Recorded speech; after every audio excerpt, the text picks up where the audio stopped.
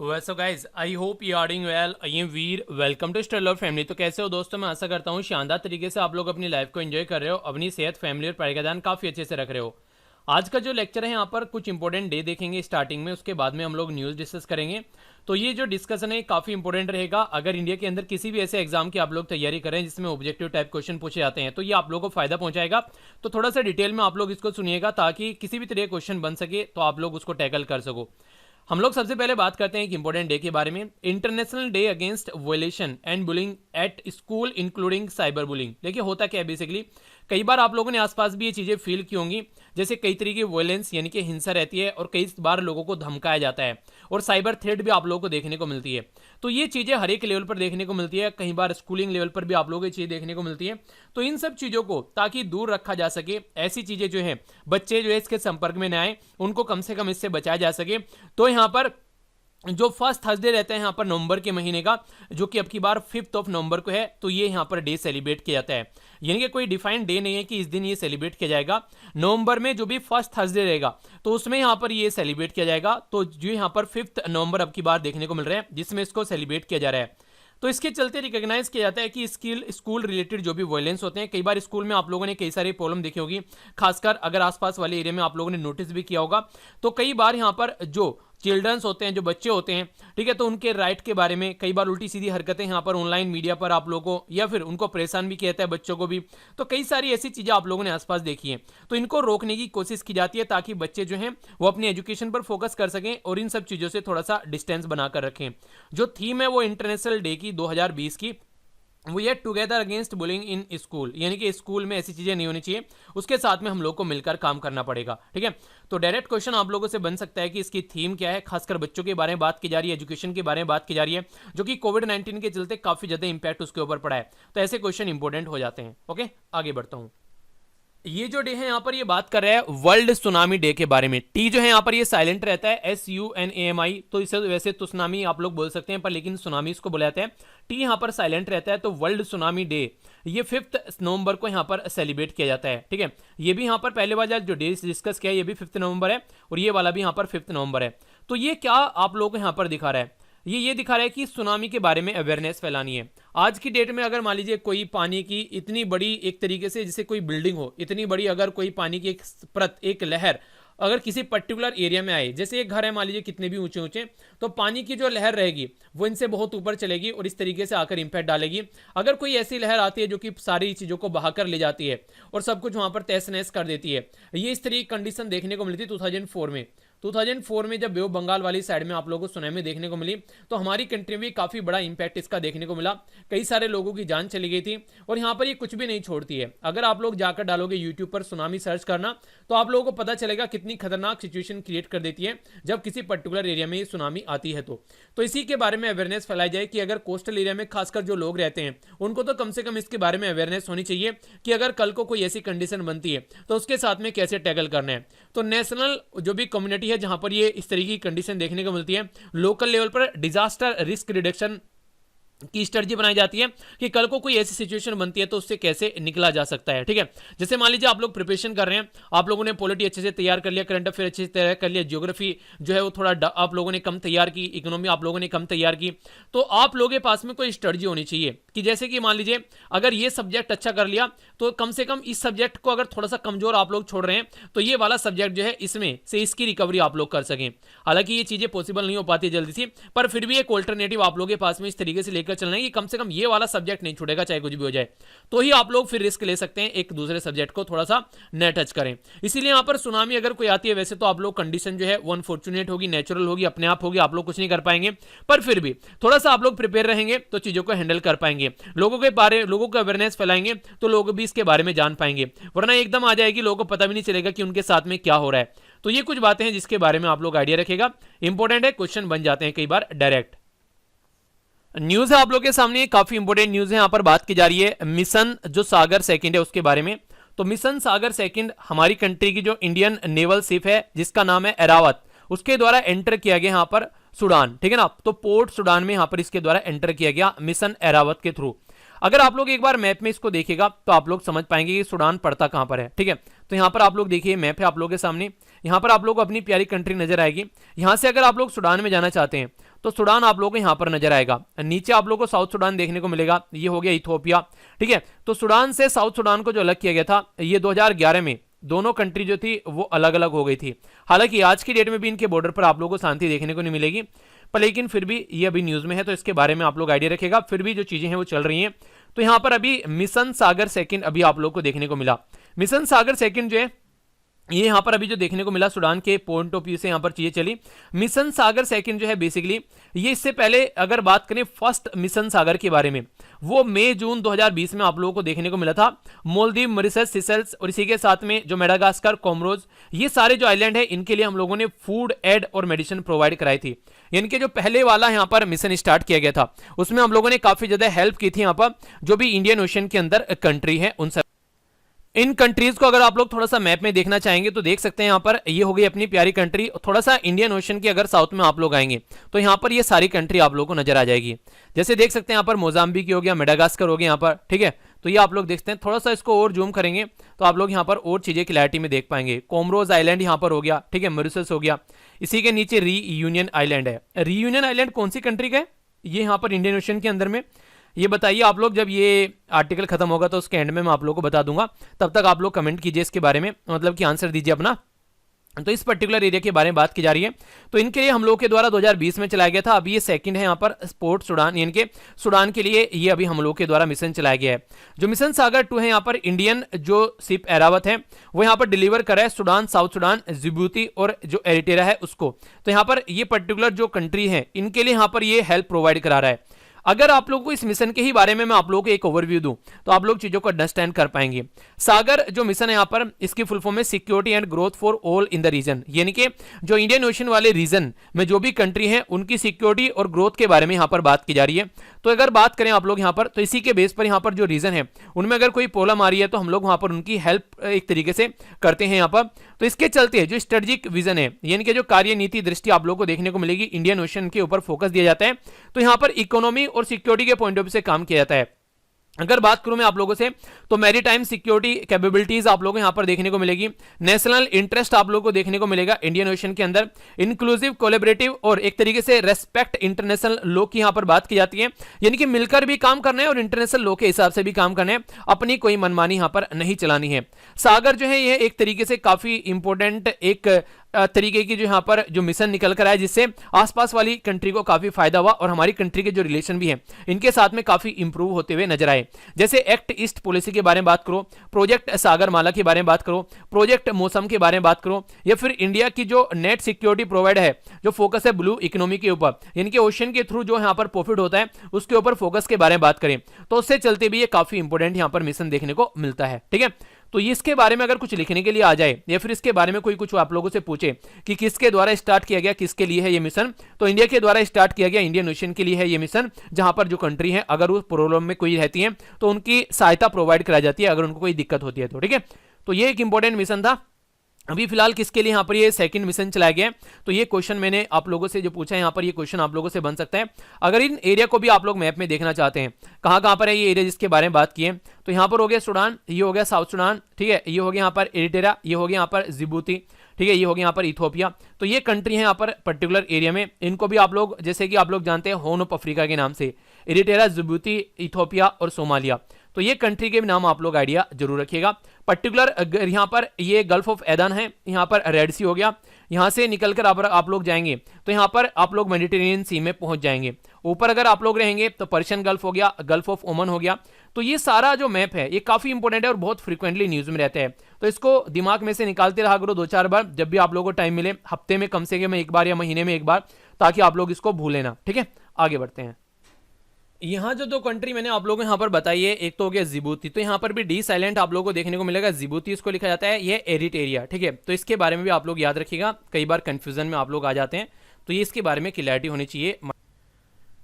Important news यहाँ पर बात की जा रही है हमारी कंट्री में जो मिनिस्ट्री ऑफ यूथ अफेयर है और स्पोर्ट उसके द्वारा इनोग्रेट किया गया है, स्पोर्ट अथॉरिटी ऑफ इंडिया के द्वारा न्यू रीजनल सेंटर। ये कहाँ पर है, ये है यहाँ पर जीराकपुर पंजाब के अंदर। तो ये जो सेंटर है यहाँ पर, ये बेसिकली जो नॉर्थर्न बेल्ट है यहाँ पर कंट्री की, उसके अंदर जो भी गेम से रिलेटेड कार्यक्रम है उनको सपोर्ट करने में ये हेल्प पहुंचाएगा। तो इसके चलते आप लोगों से क्वेश्चन बन सकते हैं, जीराकपुर जो है पर्टिकुलर किस एरिया में है यहाँ पर। तो यहाँ पर ये सैटेलाइट टाउन है, मोहाली डिस्ट्रिक्ट पंजाब के अंदर आप लोगों को नजर आएगा ये। इसी के साथ में जो तहसील है यहाँ पर डेरा बसी, यहाँ पर बात करें तो ये फुटहिल है शिवालिक जो हिमालयन रेंज है उसकी। इसी के साथ में अगर बात करें यहाँ पर तो ये चंडीगढ़ और दिल्ली के जो गेटवे है, बेसिकली ये gateway to Chandigarh from Delhi, यानी कि दिल्ली से जो चंडीगढ़ के लिए तो उसको गेटवे बोला जाता है जहां पर एंट्री की जाती है। तो ये बात की गई एक इंपॉर्टेंट जो टर्म यूज किया गया सैटेलाइट टाउन। सैटेलाइट टाउन कैसा होता है इसको आप लोग थोड़ा समझिए, आप लोग इसके बारे में जान पाएंगे। मैं कई बार इसको सोचता था आप लोगों के साथ डिस्कस करूं, कई सारे बच्चे इसके बारे में पूछ भी रहे थे कि सर क्या होता है ये।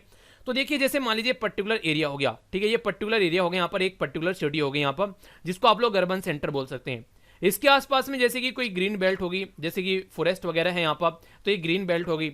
इसके आसपास में अगर मेजर हाईवे आप लोगों को देखने को मिलेंगे, तो जो ये आसपास में छोटे छोटे एरिया होते हैं ना, जहां पर कुछ पर्टिकुलर ऑफिस बन गए, बड़ी बड़ी बिल्डिंग बन गई, कुछ डेवलपमेंट वहां पर हो गया, छोटा छोटा सा एक तरीके से जगह जगह पर आप लोगों को ये देखने को मिलेगा। जो मेन सेंटर के आसपास में इसी की हेल्प से जो डेवलप होते हैं यहाँ पर आसपास में सेंटर, इनको सैटेलाइट टाउन के नाम से जाना जाता है, ठीक है। जैसे दिल्ली हो गया, दिल्ली के आसपास में अभी कई सारे एरिया ऐसे डेवलप किए जा रहे हैं जिसके चलते दिल्ली के ऊपर बर्डन कम किया जा सके। इनको ऐसे भी यूज किया जा रहा है जैसे कि जो दिल्ली है वो काफी ज्यादा होच पोच हो गई है, तो इसको डी अर्बनाइज किया जा सके। तो सैटेलाइट टाउन यहाँ पर कई सारे ऐसे काम कर सकते हैं जिनके बारे में आप लोगों ने कभी सुना भी नहीं होगा। जैसे अगर आप लोग निकल कर जाएंगे तो यहाँ पर दिल्ली से, तो आप लोगों को कई सारे एरिया देखने को मिलेंगे जो काफी ज्यादा डेवलप किए जा रहे हैं। आज की डेट में आसपास बहुत सारी सोसाइटी आप लोगों को देखने को मिल जाएंगी, जैसे ग्रेटर नोएडा, नोएडा वाला रीजन हो गया, गाजियाबाद वाला रीजन हो गया, ठीक है। तो हर एक एरिया में ऐसे कई सारे छोटे छोटे एरिया आप लोगों को नजर आ जाएंगे जो कि काफी ज्यादा डेवलप होते हुए नजर आ रहे हैं। तो इनको सैटेलाइट टाउन के नाम पे बोलते हैं, ठीक है। तो जैसे कि एक तरीके से एक ऑल्टरनेटिव की तरीके से इनको डेवलप किया जाता है ताकि एक पर्टिकुलर सिटी के ऊपर जो बर्डन है उसको कम किया जा सके, ठीक है। तो ये एक छोटा सा ओवरव्यू इसके बारे में रखना आप लोग। नेक्स्ट जो इंपॉर्टेंट न्यूज है यहाँ पर ये बात की जा रही है national film archive of India, ठीक है। तो ये इसके द्वारा ऑर्गेनाइज किया गया, जिसको NFAI के नाम से भी आप लोग जानते हैं। इसके द्वारा ऑर्गेनाइज कराया गया यहाँ पर 15th जो एडिशन है फिल्म एप्रिसिएशन जो कोर्स है इन मराठी, ठीक है, अलोंग जो यहाँ पर basically along with federation of film society of India, यानी कि जो national film archive of India और इसी के साथ में federation of film society of India के द्वारा मिलकर यहाँ पर मराठी में कोर्स लॉन्च किया गया है। जो कोर्स है यहाँ पर ये ऑनलाइन देखने को मिलेगा फर्स्ट टाइम 1 नवंबर से, यानी कि 1 नवंबर से इसको स्टार्ट कर दिया गया है। तो ये जो कोर्स है, इस तरीके का अगर कोर्स आप लोगों को देखने को मिलता है तो ताकि पर्टिकुलर जो लैंग्वेज है उसको सपोर्ट किया जा सके, उससे रिलेटेड जो भी मूवीज हैं उनको सपोर्ट किया जा सके, इसका बेसिक ये पर्पस देखने को आप लोगों को मिलता है। अगर बात करूं यहाँ पर national film archive of India के बारे में, तो इसको स्टैब्लिश किया गया था 1964 में। ये आज की डेट में कहां पर लोकेटेड है, ये है पुणे के अंदर, महाराष्ट्र के अंदर, और ministry of information and broadcasting के अंडर में आती है। तो ऐसे क्वेश्चन आप लोगों से बड़ी फ्रिक्वेंटली पूछे जाते हैं कि किस मिनिस्ट्री और किस मंत्रालय के अंडर में आते हैं। तो ministry of information and broadcasting के अंडर में यहाँ पर आप लोग को देखने को मिलेंगे। अगर बेसिकली इसके बारे में बात करें तो देखिए कई सारी ऐसी चीजें हैं, जैसे कि मान लीजिए बॉलीवुड की बात करें तो ये फिल्म इंडस्ट्री है, ये एक तरीके से हिंदी लैंग्वेज के ऊपर बेस्ड आप लोगों को देखने को मिलेगी। साउथ इंडिया की मूवी काफी शानदार मूवी आप लोग देखते हैं। इवन आज की डेट में अगर मैं अपना परसेप्शन आप लोगों को बताऊं, साउथ इंडिया की मूवी इतनी शानदार रहती है कि बॉलीवुड मूवी उनके सामने कहीं स्टैंड नहीं करती है, और मैक्सिमम बॉलीवुड मूवी जो है आज के डेट में वो साउथ इंडिया की मूवी को कॉपी कर बनाई जाती है। रीजन ये कि साउथ इंडिया की जो लैंग्वेज है वो इतनी ज्यादा है, लोग नहीं बोलते जितनी हमारी कंट्री में हिंदी बोलते हैं, तो उसको कन्वर्ट कर देते हैं। इसी के चलते साउथ इंडिया के जो एक्टर है वो सोच रहे हैं कि हिंदी बेल्ट में भी क्यों ना अपनी मूवी को लॉन्च किया जाए। तो इसी के चलते वो क्या कर रहे हैं कि अपनी मूवी जो है हिंदी बेल्ट में भी रिलीज कर रहे हैं, यानी कि नॉर्थ इंडिया के अंदर भी उसको डब कर। तो ये अच्छी चीज है कि ज्यादा से ज्यादा लोगों तक हम लोग इस तरीके से चीजें पहुंचा पा रहे हैं। ओके, अगर मोटे मोटे तौर पर मैं आप लोगों से बात करूं कि आज के दिन में हमारी कंट्री में कोविड-19 के साथ में लड़ने वाले जो फ्रंट लाइन वर्कर हैं वो किस लेवल पर काम कर रहे हैं, तो उसके बारे में एक इंटरेस्टिंग चीज आप लोगों को जानने को मिलेगी कि काफी लार्ज स्केल पर, जैसे कि डॉक्टर हो गए, नर्स हो गई, या आशा वर्कर हो गई, आंगनवाड़ी हो गया, इसी के साथ में पुलिस और जो वॉलेंटियर हो गए, ये काफी लार्ज स्केल पर इनके द्वारा अपनी जो रेस्पॉन्सिबिलिटी निभाई जा रही है वही फ्रंट लाइन वर्कर बनकर। तो अगर आज के डेट में आप लोग बात करते हैं तो 56 के करीब मॉड्यूल, 196 वीडियोस और 133 जो ट्रेनिंग डॉक्यूमेंट है यहाँ पर ये प्रोवाइड कराए गए हैं आई गोट प्लेटफॉर्म के ऊपर। इसको बोलते हैं इंटीग्रेटेड गवर्नमेंट ऑनलाइन ट्रेनिंग। यानी कि ये एक तरीके से यहाँ पर ट्रेन कर रहे हैं हमारी कंट्री में जो ये वर्कर हैं इस पर्टिकुलर फील्ड में काम कर रहे हैं, ताकि अपनी जो ड्यूटी है, अपनी जो रेस्पॉन्सिबिलिटी है वो ढंग से यहाँ पर इंप्लीमेंट कर सके। तो ये किसके द्वारा डिजाइन किया गया? तो ये मिनिस्ट्री ऑफ हेल्थ के द्वारा डिजाइन किया गया है, इंटीग्रेटेड गवर्नमेंट ऑनलाइन ट्रेनिंग, जिसको आई गोट के नाम से यहाँ पर इसका नाम रखा गया है। इसी के साथ में अगर बात करूं मैं आप लोगों से, डिपार्टमेंट ऑफ पर्सनल ट्रेनिंग के द्वारा अनाउंस किया गया यहाँ पर, इसके द्वारा की लॉन्च किया गया जो लर्निंग प्रोग्राम आई गोट, ठीक है। तो ये यहाँ पर जो बात कर रहा है कि कोविड-19 से रिलेटेड जो भी ऑल फ्रंट लाइन जो वर्कर हैं, तो उनको कैसे इक्विप करना है, कैसे ट्रेनिंग करनी है ताकि पेंडेमिक के साथ में वो डील कर सकें। तो ये बेसिक पर्पज यहाँ पर इसका रहता है। तो इसके बारे में आप लोग आइडिया रखिएगा, क्वेश्चन कई बार बन जाते हैं किससे रिलेटेड है यहाँ पर ये। अब ये आई गोट जो है ये दिशा के ऊपर भी अवेलेबल है, ठीक है। तो ये भी यहाँ पर बताया गया इसके अंदर में। तो ये एक हल्का सा एक ओवरव्यू है, कई बार क्वेश्चन बन जाते हैं, आप लोगों को ऐसा ना लगे कि यार ये तो कभी सुना ही नहीं है, क्या आ गया सामने। तो कुछ ना कुछ तो फेमिलियर आप लोगों का होना चाहिए अगर पेपर आप लोग लेकर बैठते हैं। तो कई बार ऐसी चीजें न्यूज में रहती है, आप लोगों को लगता है यार हिस्ट्री का क्वेश्चन पता नहीं कहां से निकल कर आ गया, पर लेकिन अगर थोड़ा सा आप लोग ध्यान दोगे, कहीं ना कहीं वो न्यूज में किसी न किसी रीजन की वजह से होगा, जिसकी वजह से हिस्ट्री में उसका वो क्वेश्चन बन गया है। बात की जा रही है यहाँ पर महारानी जिंदान कौर के बारे में, ठीक है।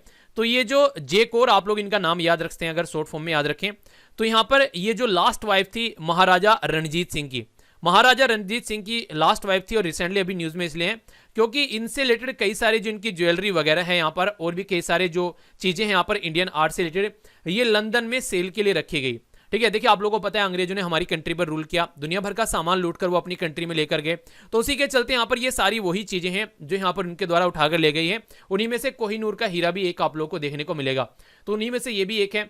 तो रानी जो जिंदान है यहाँ पर, इनका जो टाइम ड्यूरेशन रहा 1817 से लेके ये 1863 तक देखने को मिला। तो यंगेस्ट वाइफ महाराजा जो रणजीत सिंह थे, उनके जो फाउंडर है सिख एम्पायर के, यानी कि जो सिख एम्पायर जो इनके द्वारा खड़ा किया गया काबुल से लेके कश्मीर तक का, जो कि बेसिकली बॉर्डर भी आप लोगों को दिल्ली तक देखने को मिलते हैं, तो ये इससे रिलेटेड है। और मदर थी यहाँ पर महाराजा दुलीप सिंह की, जो कि यहाँ पर एक तरीके से बड़े किए गए थे जो इनको एक तरीके से अंग्रेजों के द्वारा, तो यहाँ पर इनसे भी एक कनेक्टेड है, ठीक है। तो इसके बारे में भी आप लोग आइडिया रखेगा।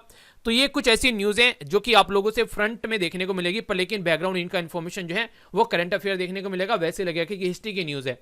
तो इनके बारे में अगर आप लोग आइडिया रखेंगे तो कंफ्यूजन नहीं होगा एग्जाम में, एग्जाम आप लोग को आसान लगने लगेगा। तो इसलिए हर एक डायमेंशन आप लोग को इसके बारे में याद रखनी है, ठीक है। तो ये हो गई न्यूज। हमारी कंट्री में जीएसटी टैक्स जब इंप्लीमेंट किया गया तो कई सारी छोटी बड़ी प्रॉब्लम इसमें देखने को मिली, पर लेकिन उनका सॉल्यूशन निकालते हुए हम लोग आगे बढ़ते रहे। आज के डेट में जीएसटी जो है वो कई सारे लेवल पर अच्छे से इंप्लीमेंट किया जा रहा है और अच्छा खासा रिवेन्यू अभी देखने को मिल रहा है। अभी जो अक्टूबर के महीने का रिवेन्यू अनाउंस किया गया था उसमें तो 1 लाख करोड़ का जो आंकड़ा है यहाँ पर ये क्रॉस कर चुका था। तो इसी के चलते कई सारे ऐसे स्टेप उठाए गए जिसके चलते यहाँ पर चीजें इस पैटर्न में चल सकें। इनमें से एक था ई इनवॉइस। इनवॉइस होता है जो भी बिल आप लोग लेकर आते हैं, कुछ खरीद कर लेकर आते हैं, तो ई इनवॉइस स्टार्ट किया गया, यानी कि कागज की फॉर्म में नहीं मिलेगा आप लोगों को, ये ई फॉर्म में मिलेगा। ईमेल पर आप लोग ले सकते हैं, मैसेज के थ्रू आप लोगों के पास में आ जाएगा, व्हाट्सएप एंड ऑल ये सारी चीजें। तो यहाँ पर ये पाथ ब्रेकिंग इनिशिएटिव जो स्टार्ट किया गया था 1 मंथ ये यहाँ पर इसको कंप्लीट हुआ है 31 अक्टूबर को। तो इसी के बारे में बात की जा रही है। जो गुड्स एंड सर्विस टैक्स है हमारी कंट्री में उससे रिलेटेड अगर बात करें, ई इनवॉइस जो है ये 1 अक्टूबर को स्टार्ट किया गया था और 31 अक्टूबर को इसको पूरा कंप्लीट हो गया यहाँ पर 1 महीना। तो इसके चलते जो इनवॉइस जो है बेसिकली जो ई इनवॉइस तैयार किए जाते हैं जिनका टर्नओवर जो है मोर देन 500 करोड़ देखने को मिल रहा है एक फाइनेंशियल ईयर के अंदर, उनको यहाँ पर ये ई इनवॉइस प्रोवाइड कराए जाते हैं।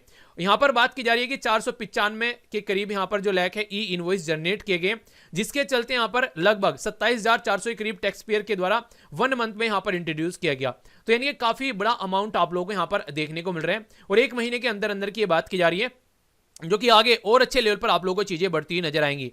तो इस तरीके से अगर इंटरनेट के थ्रू कुछ अच्छा करने की कोशिश करें तो ये काफी अच्छा रिजल्ट कई बार देखा जाता है। तो उन्हीं में से एक रिजल्ट आप लोग ये बोल सकते हैं।